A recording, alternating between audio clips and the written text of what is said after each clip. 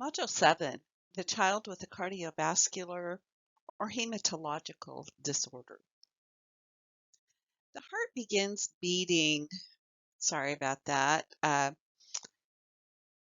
in about the 3rd to 8th week of intrauterine life, and it begins as a tube that actually receives the blood from the placenta and then pumps it to the body, but it rapidly develops into a 4-chambered structure. During fetal life, the lungs are inactive. Circulation will occur through the umbilical arteries in the vein, and that's how they get all of their oxygenation, how they get all of their blood supply. At birth, though, after the cord is cut, the fetal circulatory system will bypass, uh, or those bypasses are no longer needed. And those bypasses include the ductus arteriosus, the foramen ovale, and the ductus venosus. They will then begin to close, and that closure will be completed after the first several weeks of life. The change of blood flow will occur at birth. Congenital heart disorders will occur when the heart was not formed properly or structures do not close during birth or at birth. The infant's heart rate will be higher than it is at any other time in life. And by 5 years old, the heart has matured, developed, and then will function just as the adult's heart does. The younger the child, the higher the blood volume per kilogram of body weight. Now, with congestive heart failure, body or blood and fluids will accumulate in the organs and in body tissues.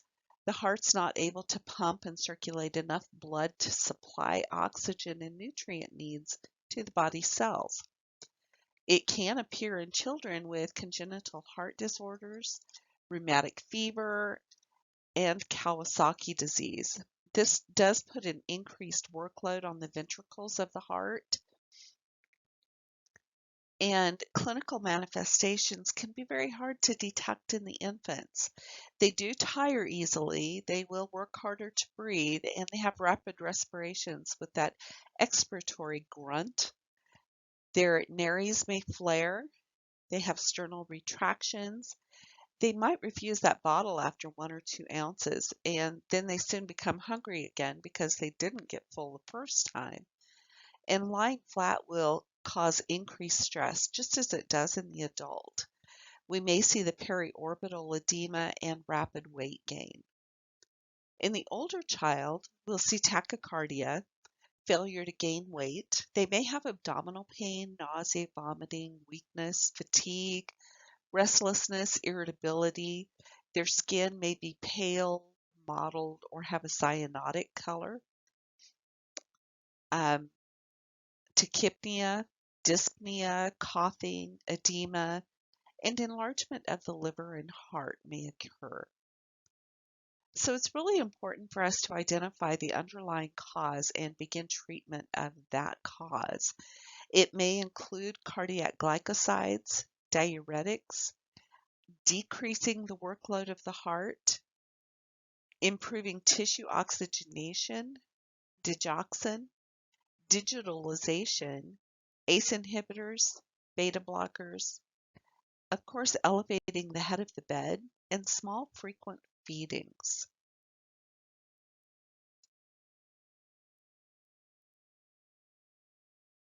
So question, in a child with a diagnosis of congestive heart failure, what would the chest radiographs, aka x-rays, show? A pigeon chest, an enlarged heart, lung infiltrates, or a flail chest? It's actually going to show the enlarged heart. With iron deficiency, this is a common nutritional deficiency in children, and this is where the blood cells are deficient either in the production of hemoglobin or they're smaller than normal. It's really common in children ages 9 to 24 months or babies that drink too much milk. for example, 2 to 3 quarts of milk a day, or adolescents due to improper dieting.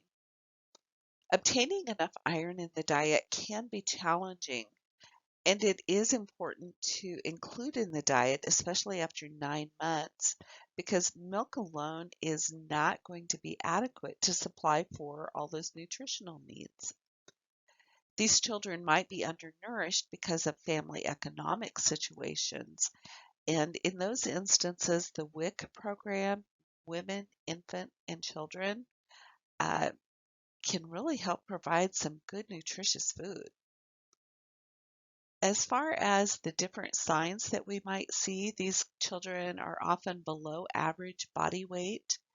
They may have pale mucous membranes, otherwise pallor, anorexia, delayed growth, fatigue, lethargy, irritability, and the milk babies, those that drink those large amounts of milk, might have a really translucent or porcelain-like skin. They might be chubby and susceptible to infection. And then the fingernails, if you look at the picture here, might become concave, or we see that spooning appearance.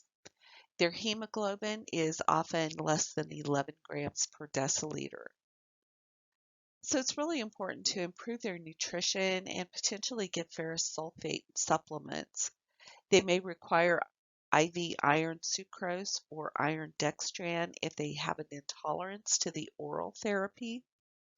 And we need to provide as much information as possible on appropriate diet and nutrition. And for example, foods that are high in iron include those baby cereals and formulas fortified with iron, the fortified instant oatmeal and cream of wheat, egg yolks, green leafy vegetables, dried beans, dried peas, canned refried beans, peanut butter, peaches, prune juice, and raisins. It's really important to teach our clients, the parents, to read the labels of processed foods for iron content. They can also get good iron from organ meats, poultry, or fish. And always remember that orange juice is going to help the body absorb iron. With sickle cell disease, this is a hereditary trait that occurs most commonly in individuals of African descent, and it occurs in about 1 in every 365 people. These clients usually do not see the symptoms until they're at least 6 months old, and it will cause chronic anemia with hemoglobin levels 6 to 9 grams per deciliter. They have fatigue, a poor appetite, and pale mucous membranes.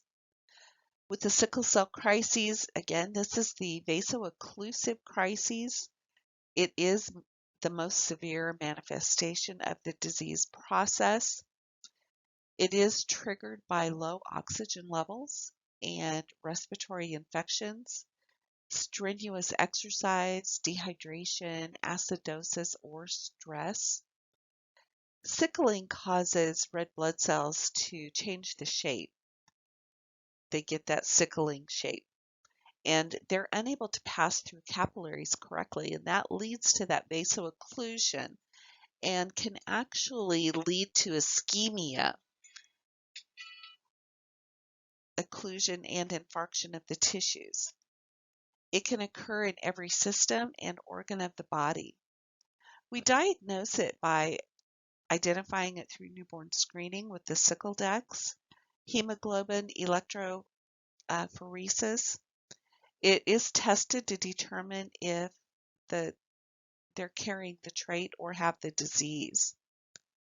As far as treatment, it does require prevention of the crises between the episodes, hydroxyurea, avoidance and early treatment of infection, adequate hydration, avoiding extremely strenuous activities, and potentially blood transfusions. It is important to support or provide supportive treatment of symptoms when the crisis is affecting the client: bed rest, oxygen, analgesics, vigorous treatment of dehydration, and acidosis. So we're going to be giving lots of fluids. Hemophilia is one of the oldest known hereditary diseases. It is a syndrome of several distinct inborn errors of metabolism, all resulting in delayed coagulation of the blood. So bleeding happens. The principal factors involve the factors 8, 9, and 11. So it is important to know the mechanism of clot formation. The prothrombin is formed through the plasma platelet interaction, and then it's converted to thrombin. Then fibrinogen will be converted to fibrin by the thrombin. Fibrin will then form that mesh to help trap the red blood cells, white blood cells, and platelets, and it forms the clot and closes the bleeding defect. A deficiency in one of those thromboplastin precursors can lead to the hemophilia. We do have two main types: the hemophilia A, which is a deficiency of the coagulation factor 8. It is the classic, most common, and sex-linked recessive trait to males from females. In other words, males get it from females, moms give it to their sons. Females can have the disease, but it is not very common. Hemophilia B is the deficiency of the coagulation factor 9. It's also called the Christmas disease, and it is a sex-linked recessive trait in the male from the carrier female. So these clients have mild, moderate, or severe symptoms. They might have prolonged bleeding, frequent hemorrhages externally or into the skin, joint spaces, and intramuscular tissues. They bruise easily. Minor lacerations can bleed very heavily, as can tooth extractions. Family caregivers have to avoid overprotection of the child. Diagnosis is made by careful examination of the family history. Again, passed from mother to son. Females can have the disease, but it's rare. The type of bleeding, we monitor the APTT, and they have a markedly prolonged time and reduced hemophilia coagulation factors. Treatment, there are a lot of hemophilia treatment centers available now. We may do factor replacement preps, prophylactically long-term or short-term. We can do the desmopressin or use blood products, but they do present the risk of exposure to hepatitis B and HIV. So question: what disease is a sex-linked recessive trait caused by a deficiency of factor 9? And this is going to be D, the Christmas disease. So with acute leukemia, this is the most common type of cancer in children. It involves about 25% of all childhood cancers. We have the acute lymphoblastic leukemia, which is the majority of childhood leukemias. It's also the most curable.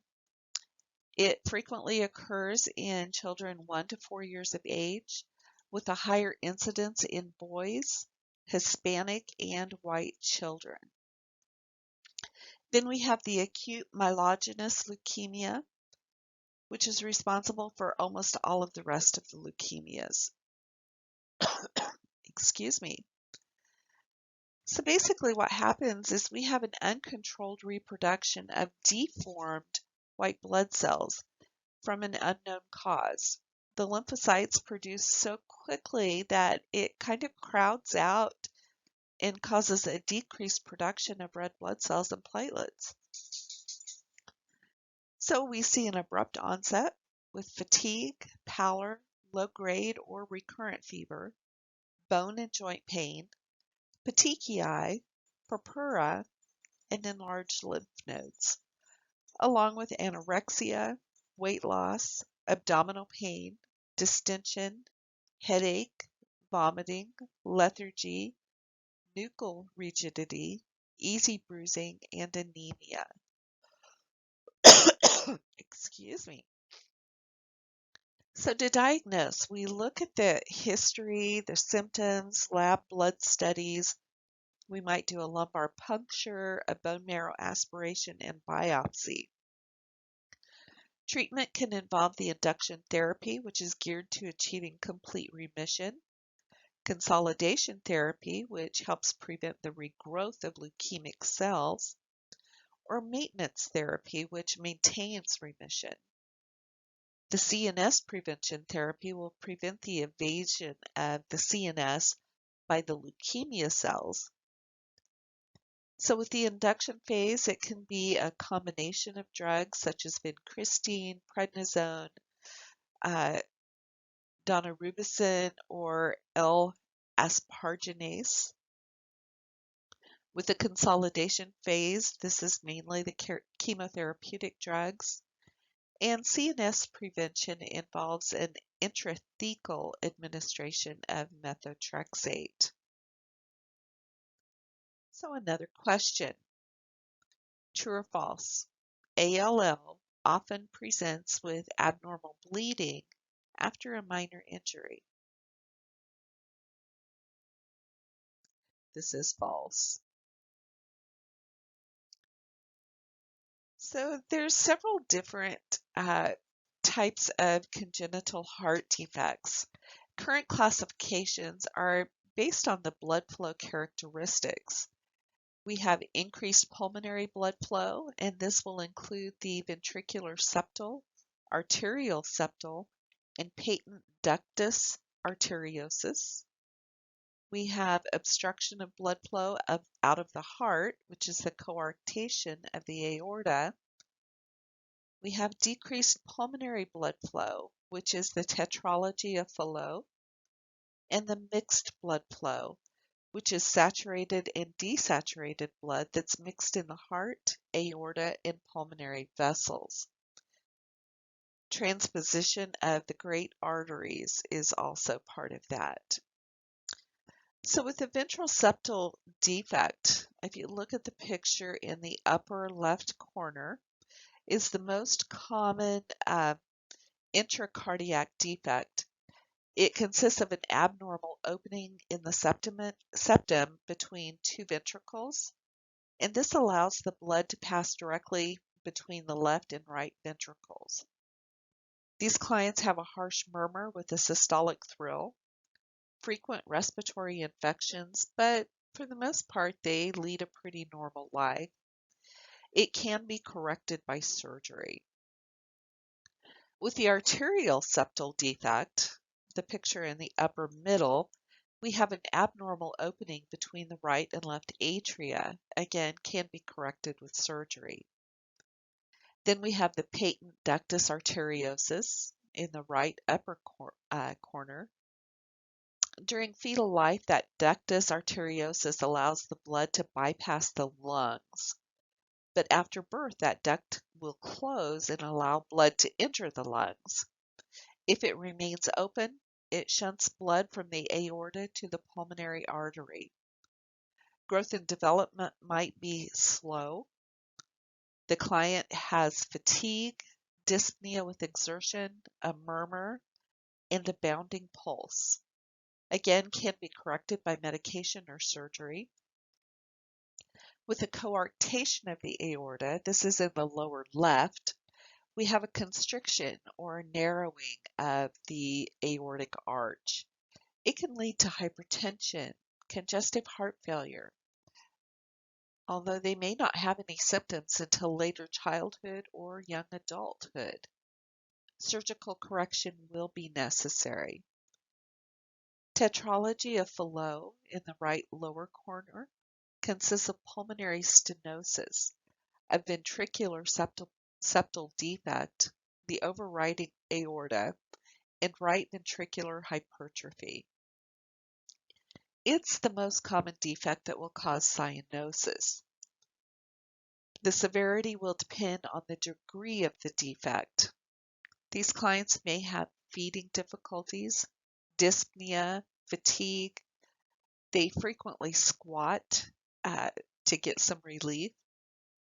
They may have paroxysmal dyspnea, anoxia with sudden restlessness, gasping respirations, increased cyanosis, loss of consciousness, convulsions, and it requires surgical correction of defects. Excuse me. With transposition of the great arteries, the aorta will arise from the right ventricle instead of the left, and the pulmonary artery arises from the left ventricle instead of the right. These newborns are usually going to be cyanotic from birth. At one time, this was always fatal, but now advances in diagnosis and treatments have increased the survival rate. Risk factors for congenital heart disease include being preterm, maternal alcoholism, smoking, ingestion of certain drugs during the pregnancy, maternal diabetes mellitus, the older mother, rubella in the first trimester, maternal malnutrition, and heredity. Offspring in the mothers with congenital heart anomalies. Previous siblings with congenital heart abnormality also increases the risk in later siblings. So prior to a surgical procedure, parents should be encouraged to allow their children to lead as normal a life as possible. They will have routine clinic visits. Cardiac catheterization might be performed to gain a more accurate information. They do require close observation, and treatment is essential after the procedure. Preoperative preparation, teaching. It's essential. We need to describe the equipment that's going to be used, maybe do a tour of the facility, teaching that will be appropriate for any postoperative tasks, and allowing the child time to practice any of those tasks. Cardiac surgery, the type will depend on the situation. We may induce hypothermia. We may have post-op care, and these clients will be in PICU. Tasks will depend on the procedure, education, goals, and plans. So, what is the most common cardiac defect causing cyanosis? Is it coarctation of the aorta, transposition of the great vessels, patent ductus arteriosus, or tetralogy of Fallot? This is the tetralogy of Fallot. And your post-test.